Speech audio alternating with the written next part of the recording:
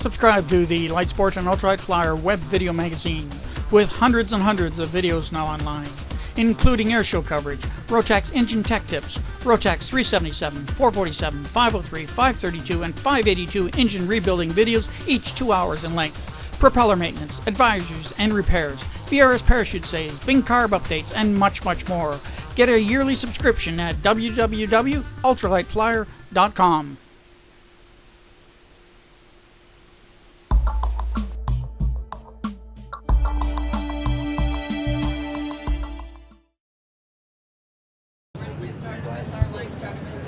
You've got a very unique powered parachute here. I don't think I've seen any others that are using the type of systems you're using. Yep. I got a couple of unique things about it. I got 4-point attach system. I have the canopy attaches in 2 points that are 24 inches apart. Gives me a very wide CG range and a lot of stability for the nose going up and down. And then I have the sliders instead of push tubes on the as on most of them. So you sit in more of an upright seating position. So, and then you have the steering wheel for steering rather than having rather than a tiller. Yep. So it's left is left and right is right. Just like driving a car. just like you got to the airport. Yep. Now this airplane is not new to the market. No. Basically, it was one of the first powered parachutes out there. It sure was, and in fact, the Summit was the very first LSA certified powered parachute. First one in the world. So. And you're using a boom on it again, which is something that most powered parachute manufacturers aren't using. Using a what? The boom, the main boom. Oh, the main tube. Yeah, I mean it's totally unique to the powered parachute. Yeah, most of them are well more like our Steel Breeze model. So how did you get involved then with some of the people from up in front in Breese?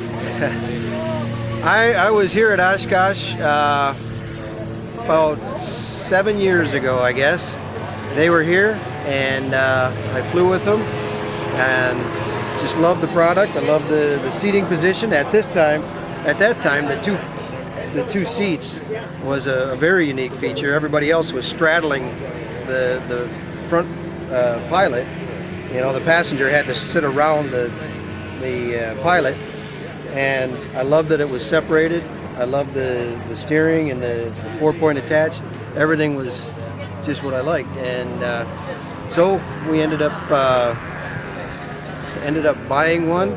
Ended up being the dealer in the United Arab Emirates for, at that time it was ASAP, and the rest is history. I ended up buying the company just this last February. So now you're producing the aircraft where? They're produced in Michigan.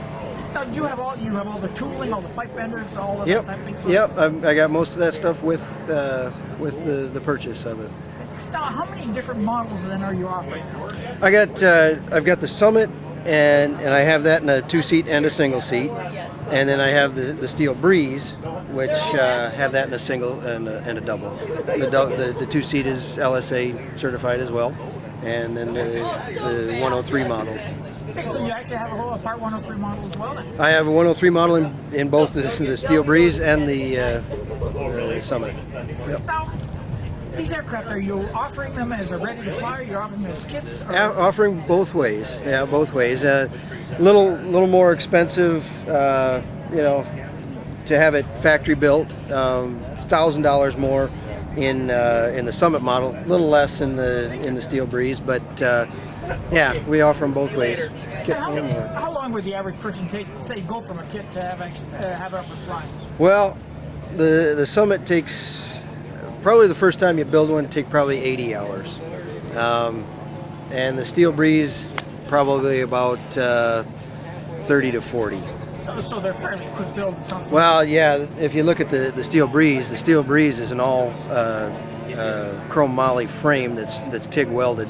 And so that's all done in the kit form. So you're just bolting the engine on and the prop hub and the wheels, you know. And so, yeah. 30 to 40 hours, you can get that done. What kind of engine options are available for the airplane? All Rotax.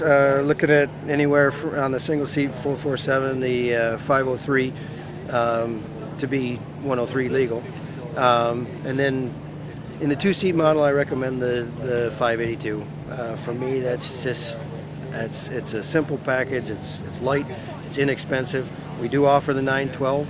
When you get into the 912, just the engine alone is more than our whole airplane with the 582. So, you know, we range with the 582 where in kit form it's 19,500, and then you get up into the 912, you're up around $30,000. So it's. Now, are you out and producing these airplanes now, taking orders? Yep. Taking orders now, and delivery time. I've got quite a few that are already in place, and I've got some engines in stock and things. So I'm 4 to 6 weeks delivery time. What kind of chutes, sizes, and so on and so forth are you offering for the airplanes? We're using the ASAP Canopies Thunderbolt and the Mustang. Mustang is the square model, and we offer that in the single seat. It's a 380. Then we have a 420, a 500, and a 550. And in the Thunderbolt, the single seat, we have 280, and then we have the 310 and the 340 for the 2-seaters. So. There must be, 400 or 500 of these out flying now in the world. I mean, I've seen them in Australia, I've seen them in England. They're all over the place. Oh, they're everywhere. Like I said, we were the dealer in United Arab Emirates, and we sold them into Kazakhstan and Qatar, and you know they're everywhere. So they got a real good track record that goes with them. Oh, absolutely, and a good safety record, and you know, I know the things inside and out pretty well. So. So if somebody wanted to get in touch with you, get a little more information on where would they go?